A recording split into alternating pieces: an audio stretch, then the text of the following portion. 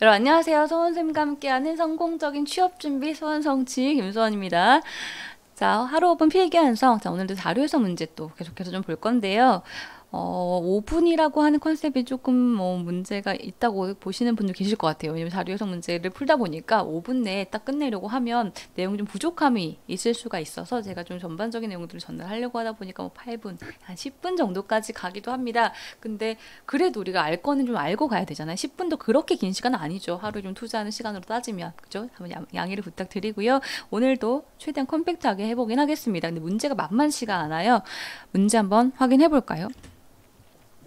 내용 보죠. 다음은 보건복지부에서 건강보험 재정에 관해 조사한 자료입니다. 다음 중 자료에 대한 설명으로 옳은 것을 고르시오라고 했습니다. 자, 표를 보시면 자, 처음에 그래프가 이제 수입, 지출에서요. 2004부터 11년도까지 있고요. 단위는 조 단위고 두 번째 표는 연도별 건강보험 세부 재정 내역입니다. 2004부터 10년도까지. 여러분 표가 2개 이상 있을 때 연도에 차이가 있으면 이것도 한번 체크를 해두시는 게 좋습니다. 기억을 해두시는 게 좋아요. 첫 번째 표가 2011년도까지 있었는데 지금 두 번째 표는 10년도까지만 있잖아요. 그렇죠? 일단 연도에 한 개 차이가 있고요. 자, 세로축의 구성 보시면 수입, 보험료, 정부정금 총 수입액 있고 지출도 이렇게 총 지출액이 있고요. 단기 수지, 수지율 나와 있습니다. 자, 수지율을 구하는 식이 있고요. 단기 수지가 무엇인지, 단기 수지는 수지 차죠. 총 수입액 빼기 총 지출액이라고 해서 2개 차이로 이렇게 나와 있네요. 자, 이 정도를 좀 기억해 보면서 내용 가볼게요. 1번 2006년부터 10년까지 총 수입액보다 총 지출액이 항상 더 많다라고 했습니다. 그래서 총 수입액과 총 지출액이 나와 있긴 하죠. 2006부터 10년도까지 6부터 10년도까지 총 수입액과 지출액의 비교를 이렇게 쭉 해볼 것인가. 그렇게 보시는 것보다 뭐가 더 나을까요? 단기 수지가 수입에서 지출을 뺀 거였잖아요. 그러면 항상 자, 지금 1번 내용처럼 수입보다 지출이 항상 더 많으려고 하면 그러면 단기 수지가 항상 마이너스가 나왔어야 돼요. 요 기간 동안. 그렇죠? 그런데 2006부터 10년도까지 마이너스가 아닌 해가 이렇게 2008년도도 있고 그리고 2009년도엔 제로도 있고 그래서 항상 마이너스가 아니기 때문에 부호만 가지고 1번은 바로 일단 틀렸다라고 볼 수 있겠네요. 자, 이번 내용 볼까요? 건강보험 재정의 총 수입액과 총 지출액이 차이는 2005년도에 가장 큰 차이를 보인다. 총 수입과 지출액의 차이를 묻는 거고 가장 큰 차이를 보이는 연도를 확인하는 건데 이것도 마찬가지죠. 단기 수치를 갖고 봐주시면 돼요. 단기 수치 절대값 보를 땐 그 숫자가 가장 큰 값을 갖고 있는 것이 가장 큰 차이겠죠. 단기 수치가 수지 차였으니까요. 근데 지금 내용에서는 2005년도인지 물었습니다. 2005년도의 단기 수치가 지금 1.1이에요. 근데 1.1보다 더 큰 값이 즉 수지 차가 더 큰 것은 2004년도 1.6 여기가 더 크거든요. 그죠? 그래서 2004년도 그래서 2번은 틀렸다라고 볼 수 있겠죠. 자, 3번 2007년부터 11년까지 단기 수입 평균값은 총 수입액과 총 지출액이 동일한 해의 단기 수입값과 대략 같다라고 했습니다. 2007부터 11까지 단기 수입 평균값을 일단 확인해야 되고요. 그 값은 총 수입과 총 지출이 동일한 해의 단기 수지. 자, 총 수입과 지출이 동일하다면 단기 수지는 얼마가 나올까요? 값이 똑같은데 뺀 값이 단기수니까 그것은 0이 되겠죠. 그럼 이들의 평균이 대략 0이 되는지를 묻고 있는 내용이네요. 자, 그리고 2007년부터 이제 확인을 해보겠습니다. 2007년도에 단기수지가 마이너스 0.3이고요. 그죠? 이렇게. 그리고 1.4, 그리고 0, 그리고 마이너스 1.3인데 그 다음에 2011년도 값이 없잖아요. 그래서 이때는 첫 번째 표를 갖고 2011년도에 38과 37.4의 차이로 0.6을 가지고 갖고 오셔야 돼요. 여기서 구해 갖고 오셔야 되겠죠. 0.6을 가지고. 자, 그러면 좀 적어 볼게요. 우리가 이거 다 구하는 거 말고요. 가평균 편차라는 개념을 좀 활용해서 볼 텐데요. 자, 일단 적어 보죠. 여기다가요. 마이너스 0.3이 있었고요. 2007년도에. 그리고 2008년도가 1.4였죠. 그리고 0이 있었고요. 그리고 마이너스 1.3이 있었고 그리고 우리가 11년도 값은 위에는 그래프에서 구해서 0.6을 가지고 왔습니다. 0.6. 자, 물론 이거 다 더해서 나누기 5 하면 평균 구할 수가 있는데 우리가 이 평균이 얼마가 되는지 알고 싶은 건가요? 이 평균이 동일한 애의 단계수 0. 이 평균 0이 되는지를 알고 싶은 겁니다. 그래서 가평균을 확인하고자 하는 값.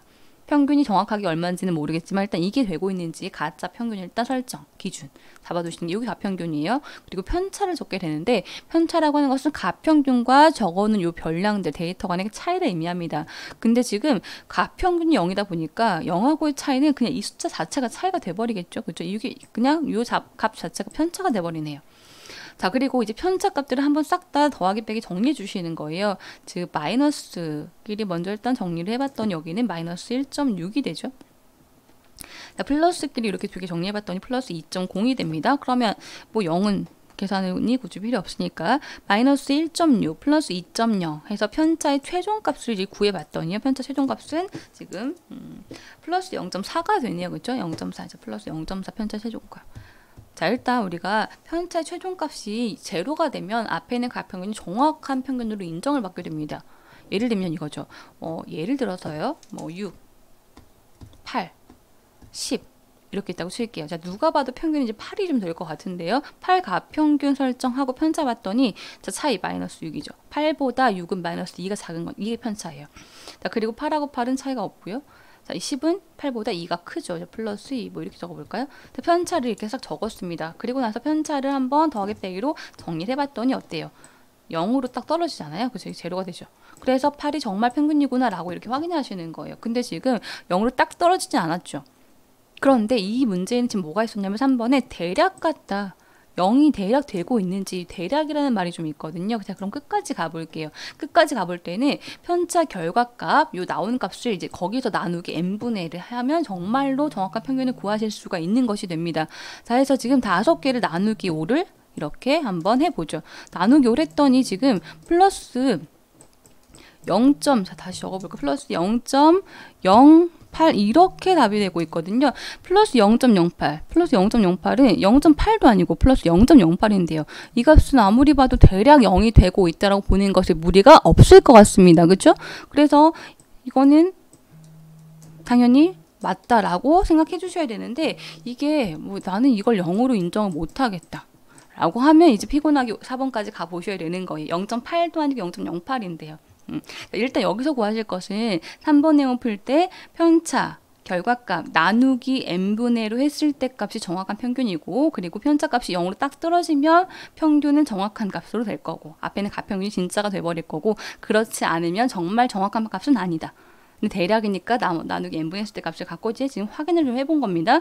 자, 3번이 일단 대략 같다라고 하는 요 약이라는 말의 범위 내에서는 해석이 가능한데 자, 만약에 3번 인정할 수 없다고 하면 4번까지 가보셔야 된다고 얘기 드렸잖아요. 4번까지 가볼게요. 일단 요건 좀 이제 지워보죠. 꼭 기억해 주시고요. 자, 4번 보겠습니다.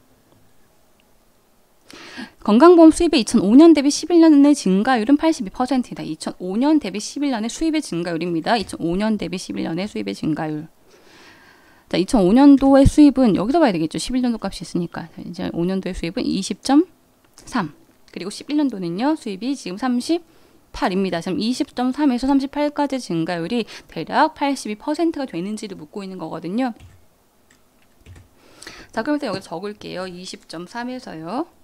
20.3에서 어디까지요? 38까지요. 그렇죠? 38까지. 요만큼인데 뭐 증가율 한 0.3 정도는 떼고 볼까요? 0.3 정도 떼고 그러면 한 18 정도 증가했다고 볼 수 있겠죠. 뭐 정확하게는 17.7일 텐데 이거 떼는 거 좀 난찝찝하다라고 하시면 일단 적어 볼게요. 자, 증가율은 20.3에서 얼마 증가했죠? 증가율이면 이제 증가량에 대한 비율이잖아요. 17.7 증가합니다. 17.7 증가하죠. 자, 이거에 대한 퍼센트를 구할 때는 물론 곱하기 100 해서 구하실 수 있습니다. 퍼센트는 대략 이제 분모가 100 됐을 때 분자에 적히는 수가 퍼센트죠.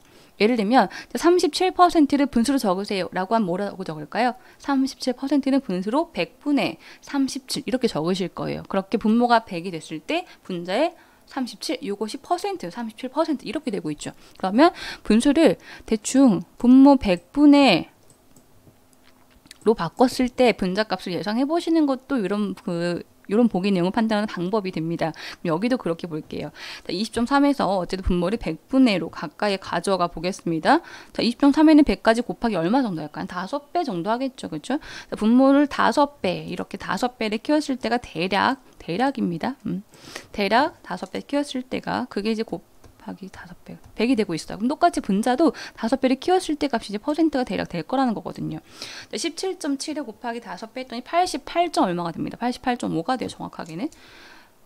자, 중요한 건 뭐냐면 88.5까지 구할 게 아니라 5배 대충 했더니 82는 아니더라. 한참 넘더라. 요것만 생각하시면 돼요. 엄청 가까이 뭐 81.8이나 82.3 뭐 이렇게 나오는 게 아니라 지금 88점까지 가고 있잖아요. 그래서 아무리 봐도 82는 절대 아니겠다라고 하는 해석을 해볼 수 있겠죠. 그럼 3번에 아까 우리 0과 0.08에서 대략 같다라고 하는 것이 4번보다는 조금 더 답에 가까울 수 있다는 겁니다. 그죠? 정답은 3번이었고 4번처럼 일단 분수값을 100으로 가까이 가져갔을 때 분자값을 퍼센트로 정리해 보시는 거. 이 방법도 한번 익혀두시면 꽤 괜찮으실 것 같습니다. 정답 3번 확인했고요. 자, 오늘 문제도 지금 꽤 보실 게 많았어요. 이제 1번하고 2번 보기는 단기 수치에 대한 개념을 가지고 해석하면 더 편할 수 있었던 것. 3번은 가평균과 편차 개념을 가지고 확인했던 것. 4번은 분수값을 정리하실 때 퍼센트 100분의 비율 가지고 한번 해보시는 것. 자, 이 정도에 대한 관계를 갖고 한번 보시면 문제 푸실 때 좀 더 도움이 되실 것 같네요. 자, 오늘 문제도 다시 한번 꼭 복습해 보시고요.